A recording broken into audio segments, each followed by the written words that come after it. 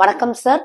இன்னைக்கு நமக்கு கெஸ்டா வந்திருக்கிறது ஆஸ்திரேலியா ஹங்கரி நாட்டோட இளவரசரான பிரான்ஸ் ஃபெர்டினாண்ட். அவர்கிட்ட கொஞ்சம் சில கேள்விகள் கேட்கலாம். வேர்ல்டு வார்க்கு ஒரு காரணம் நீங்களும் சொல்றாங்க, அதை பற்றி உங்க கருத்து என்ன? முதல் உலகப் போருக்கு காரணமானவன் நான் தான் என்று கருதப்படுகிறது.